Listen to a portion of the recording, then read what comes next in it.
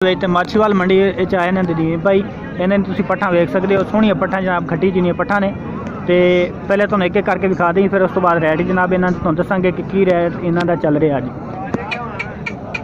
तो है ने जनाब 8-8 महीनों दी पट्ठां ने, 8 महीना 9 महीनों दी। उस अलावा इन्हां कोल छोटियां पट्ठां भी है ने, वो भी तुहानूं विखा देंगे। जी 3-4 महीनों दी पट्ठां हैं वो भी बाद विखावांगे।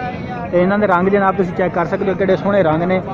मक्खी चीनियां, खट्टियां चीनियां जनाब पट्ठा ने। यह देखो, असल मेरा मोबाइल जो ना वो हो गया ख़राब, तो मैं दूसरे मोबाइल तो अज वीडियो बना रहा, जिस वजह तो रिजल्ट जो ना थोड़ा मट्ठा आ रही है।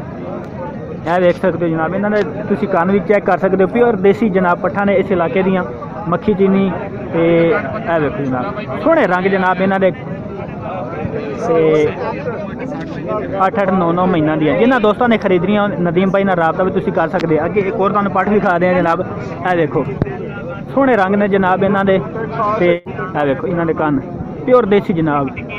और भी तुहानूं अगे विखा देना जनाब। यह 3 पट्ठा ने, ते उन्हां तो छोटियां ने, 3-3 महीनों दी, 4-4 महीनों दी। यह 3 पट्ठा है ने, ते एक ऐ तुहानूं विखा दें। देखो इस मंडी के जनाब तुहानूं हर तरह का जानवर मिल जाएगा। जिस तरह का जानवर तुसीं खरीदना चाहो उस तरह का मिल जाएगा। आखिरी जी पट्ठ है तुहानूं विखा दें। तो जानवर जिहड़ा देणगे उसकी गारंटी होएगी, कोई हेरा फेरे वाली गल नहीं होएगी।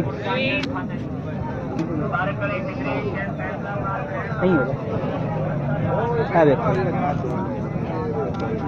यह जिहड़ियां 3 पट्ठा ने, ये उन्हां तो छोटियां ने, तो पहले तो असीं वड्डियां भी खाइयां ने।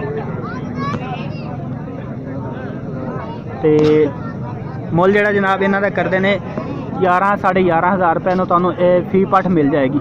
अगर कोई कट्ठियां खरीदना चाहता है, अलग-अलग खरीदोगे फिर इन्हों का रेट ज़्यादा होएगा।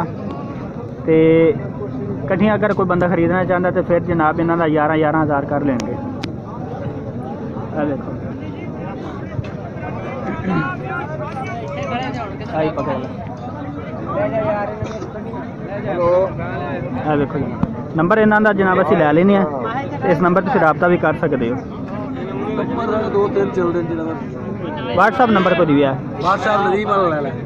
0302 0302 45 70 45 70 399 399 45 70 399 नंबर व्हाट्सएप चलती है दोस्तों। ये व्हाट्सएप नंबर है, तो इस व्हाट्सएप नंबर से रबता भी कर सकते हो। सिर्फ ये नहीं कि सिर्फ यही पट्ठा इन्हों को है ने, बल्कि होर भी जानवर जिस तरह तुम माल कहोगे उस तरह का तुम्हें इन्हों को जानवर मिल जाएगा।